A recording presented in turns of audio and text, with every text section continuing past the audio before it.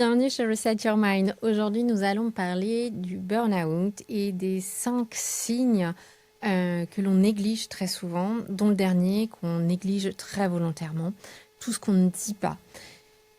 Si ces 5 signes sont déjà là, eh bien, je t'invite vraiment à faire pause sur ton quotidien, à y réfléchir et à ne pas rester tout seul ou toute seule. Le burn-out, on en a beaucoup parlé. On a galvaudé ce mot-là, on y met beaucoup de choses derrière. Une chose est certaine, c'est que le burn-out, il est la cause actuellement d'énormément de souffrance dans le monde professionnel. Énormément de souffrance mentale, personnelle et d'isolement, encore une fois, des personnes qui sont touchées. Le burn-out, c'est pas pour les faibles. Ça, c'est la première chose et c'est peut-être la seule chose que je veux que tu retiennes de cet épisode. Eh bien, c'est celle-ci. Le burn-out, c'est pas pour les faibles. Le burn-out, c'est souvent pour les personnes qui ont trop tenu, qui ont été trop engagées, qui ont porté à bout de bras et qui ne se sont pas écoutées pendant longtemps. Le burn-out, il va commencer pas du jour au lendemain. Le burn-out, il commence lorsque tu commences à plus dormir la nuit et que tu trouves ça normal.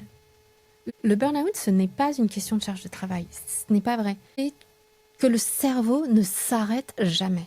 Le cerveau ne s'arrête jamais. Il est tout le temps en mouvement. Ce qu'il faut quand même savoir sur le burn-out, c'est que 54% des femmes disent être en épuisement professionnel.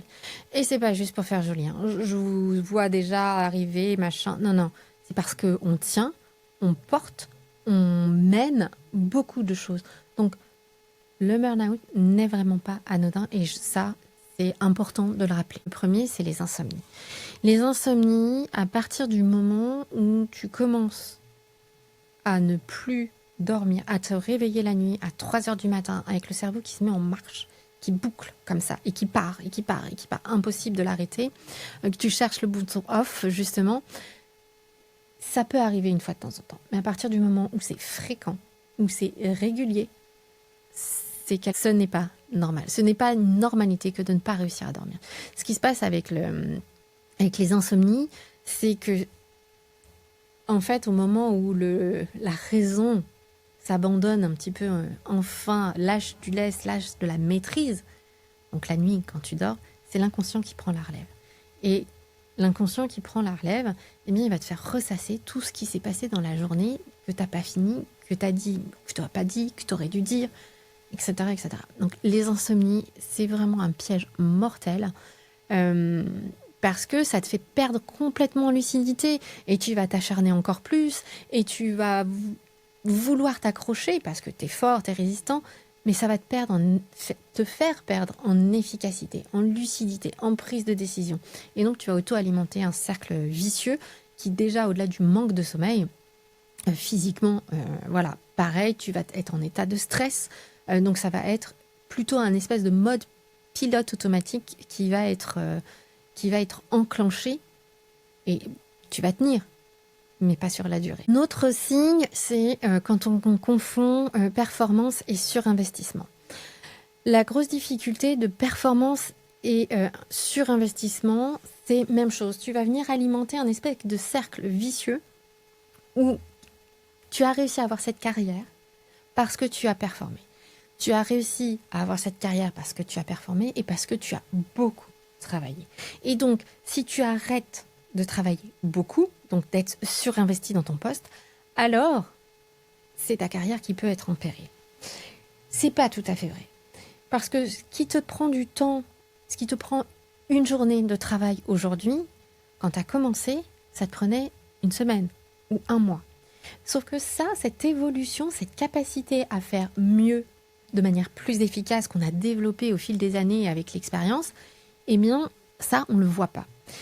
Alors, on croit que cette normalité, cette baseline qui a cru au fur et à mesure des années, qu'on a toujours fait évoluer dans le sens grandir vraiment, eh bien, on pense que c'est ça, la normalité.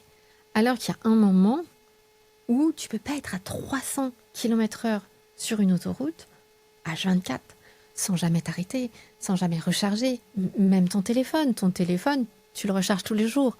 Et donc ça, c'est un des gros travers de la performance et de surinvestissement, c'est que c'est une espèce de kryptonite. Vu que jusqu'à présent, c'est ce qui m'a permis d'avoir une très belle carrière, si je ralentis, alors je perds tout.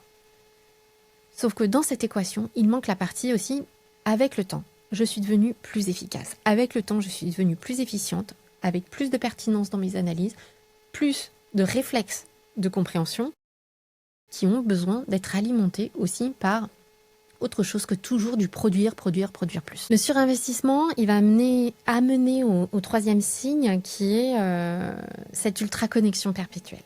Si je ne suis pas connectée, alors rien va avancer. Quand je parle d'ultra-connexion, c'est les Slack sous la douche, le téléphone alors que tu es en repas de famille, c'est le téléphone pendant les vacances, c'est dire à tes équipes, s'il y a quoi que ce soit, vous m'appelez, hein. S'il y a une urgence, vous m'appelez. C'est cette incapacité à déconnecter, ne serait-ce qu'une soirée, une heure, une journée ou pendant des vacances. Ce n'est pas de la performance. Être ultra connecté, ce n'est pas de la performance. Être au fait de toutes les informations, ce n'est pas être performant. Au contraire, c'est générer du bruit pour du bruit. Ton cerveau, il a besoin de faire le tri aussi. Et je le vois dans tous les postes que j'ai pu occuper, dans les accompagnements aujourd'hui, dans les personnes que j'accompagne aujourd'hui, cette ultra-connexion est devenue la base. Sauf que combien de fois par jour est-ce que tu es dérangé, interrompu ? À chaque fois que tu as une notification, une information, ton système nerveux se met en hypervigilance. Encore une fois, ça génère du stress, donc ça génère un pic de cortisol. Et après, on s'étonne de partir en burn-out. Mais oui, mais là où avant tu recevais 10, 20, 30 mails dans la journée, aujourd'hui, tu reçois 250 notifications, mails, Slack, WhatsApp dans la même journée. Donc, plus c'est élevé d'un côté, plus il faut redescendre de l'autre. Le quatrième signe que je vois aussi très fréquemment, et je pense que ça parle à beaucoup, c'est la perte de sens. Tu as un super poste, tu as un super salaire, dans l'absolu, sur le papier, tout va bien, tu as des super équipes, mais le matin, tu te lèves et tu te dis, mais à quoi bon ? Qu'est-ce que je fais là ? Pourquoi ? La perte de sens est juste catastrophique.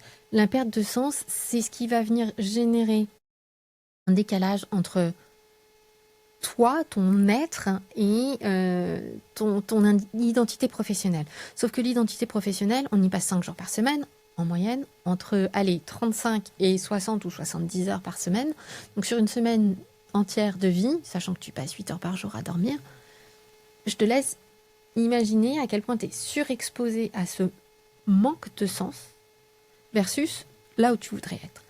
Et ce gap entre les deux, tu passes ton temps à faire le chemin dans un sens et dans l'autre pour essayer de le combler.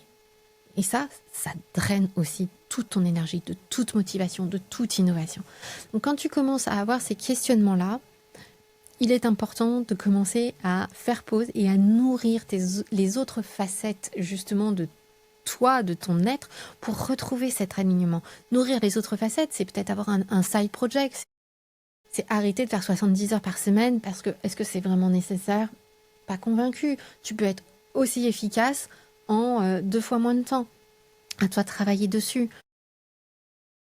Tu vois, ici, l'enjeu, il n'est pas de faire pour faire, parce que quand on est juste dans le faire, pour produire, pour cocher une task sur sa to-do, le manque de sens, quand tu ne te prends même pas 5 minutes pour te poser la question de à quoi ça sert ce que je fais, et te raccrocher à ça, alors à un moment ou à un autre, le décalage, il va se créer.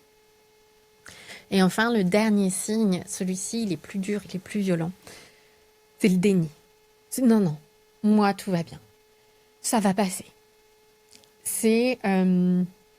j'ai vu des collaborateurs ou des collaboratrices avoir un accident de voiture et arriver au bureau, pas forcément en bon état, mais arriver au bureau quand même, entre l'état de choc, etc. Le déni il y a une situation qui est différente, qui va pas, mais on fait comme si de rien n'était. Ici, j'ai vu des collaborateurs refuser de s'arrêter quelques jours. J'ai vu des collaborateurs à faire un malaise au bureau refuser de rentrer chez eux, refuser qu'on appelle les pompiers. Bien évidemment, quand c'était dans mes équipes, je te laisse imaginer ce que j'ai fait, mais je le vois encore aujourd'hui dans les personnes que j'accompagne. C'est juste dingue, ils sont tellement investis, tellement... Il y a clairement derrière un manque qui s'exprime. Quand on est dans le déni comme ça, c'est qu'on est devenu pilote automatique et que si on n'est pas à 200% tout le temps, limite dans le rouge, alors on a l'impression de ne pas être à la hauteur. Alors on a l'impression de ne pas mériter son poste. Alors on a l'impression d'être un imposteur ou une impostrice. Peut-être, mais est-ce que c'est vraiment vrai? Est-ce que c'est vraiment la réalité? Mais surtout, c'est le déni, c'est ce qui va vous faire aller trop loin. C'est ce qui va vous faire refuser de voir les signes avant-coureurs et vous retrouver un jour avec l'incapacité de sortir de votre lit. Parce qu'il y a un jour où en fait votre corps il va dire stop. Ça va être vous déclencher de l'eczéma, de l'asthme, une maladie auto-immune. Croyez-moi, j'en ai vu plein et plein de sortes différentes. Mais en fait, des manifestations où le corps vous dit « Ok, t'as pas voulu m'écouter, ben en fait là, c'est rideau. » Et vraiment, quand vous vous rendez compte que vous êtes dedans ou que des proches vous le disent ou même qu'à votre travail, on vous le dit, ayez ce petit sursaut de lucidité du « Oh, ok, je vais peut-être prendre quelques minutes pour y réfléchir. » Le déni, il est violent. Le déni, c'est un cadre sur 2. Ça veut dire que faites un petit quiz autour de vous, là, si vous êtes au bureau ou en repas de famille. Personnes autour de vous qui sont cadres. Si vous avez 10 personnes autour de vous, il y en a 5 qui sont en épuisement, en burn-out. Oui, ça fait un peu beaucoup. On est bien d'accord. Donc, quand on sait que 15% des arrêts maladie sont liés à de l'épuisement et que un cadre sur 2, c'est juste énorme quand même, un cadre sur 2 est concerné par le burn-out ou l'épuisement professionnel, parce que, en fait, si on rentre dans le détail, il y a plusieurs niveaux. Je trouve qu'il y a des questions à se poser. Il y a vraiment une démystification autour du burn-out à avoir et surtout une déculpabilisation. Parce que ce que je vois aussi beaucoup, c'est encore aujourd'hui de la culpabilité à reconnaître qu'on est épuisé, qu'on a trop donné et reconnaître qu'on n'arrive plus à faire comme avant, justement, à donner autant. Cette culpabilité-là, elle est facultative. Il y a énormément de monde qui sont concernés.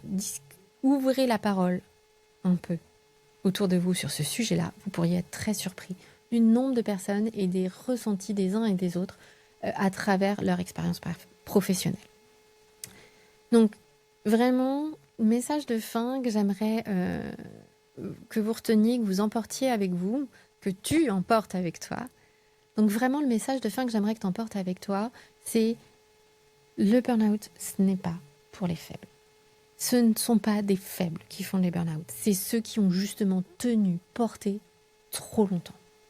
Qui ont porté jusqu'à renoncer à s'écouter, à créer une telle distance entre ce que je dois faire, le côté cerveau, rationnel, c'est comme ça que je suis attendu, je dois, il faut que je tienne, et ce dont le corps a besoin, cette déconnexion entre les deux, a été tellement forte qu'ils se sont perdus en route. Pour conclure, je voudrais que tu emportes 2 choses avec toi. 15% des arrêts maladie sont liés à de l'épuisement professionnel. Ça fait beaucoup. Ok ? Un cadre sur 2 est concerné par l'épuisement professionnel, voire le burn-out. Ça fait beaucoup aussi. Donc ce que j'aimerais que tu emportes avec toi, c'est déculpabiliser. Parce que ça touche beaucoup plus de personnes qu'on ne le pense. C'est juste que la parole n'est pas encore très libérée aussi dessus. Ça, c'est important. On ne fait pas de burn-out parce qu'on est faible. On fait un burn-out parce qu'on a tenu trop longtemps. On a été fort trop longtemps. On a porté trop longtemps. Donc ça, j'aimerais vraiment que tu l'emmènes avec toi. Et ce n'est pas forcément la charge de travail qui est problématique. Ce qui est problématique, c'est que le cerveau s'arrête jamais. Donc, dès que tu vois ces petits voyants s'allumer, vraiment, je t'invite à prendre du recul, à te forcer. Ça va être inconfortable au début, mais il y a une autre manière de faire. Tu peux performer sans y laisser ta peau. Je te le promets, je le vois au quotidien. Je l'ai moi-même traversé. J'accompagne des très grands dirigeants, des high performers, des cadres dirigeants qui font des choses mais juste dingues, mais qui n'y laissent pas leur peau et qui bossent pas 70 heures par semaine. Donc, ce n'est pas parce que tu y laisseras ta peau que tu auras plus de mérite, que tu auras plus de résultats. Ce n'est pas vrai. Si cet épisode t'a plu, eh bien, je t'invite à le commenter ou à le noter. Et si tu as envie qu'on travaille ensemble parce que tout ce qu'on vient de se dire a résonné en toi, eh bien, je t'invite à prendre rendez-vous. On fera un point sur la situation, on analysera la situation et on verra si effectivement je suis la bonne personne pour t'accompagner. C'est pas un rendez-vous découverte, je te préviens. Ça secoue un petit peu, c'est assez exigeant, mais c'est ce qui permet de voir si vraiment on peut faire bouger les choses ensemble ou pas. À très vite.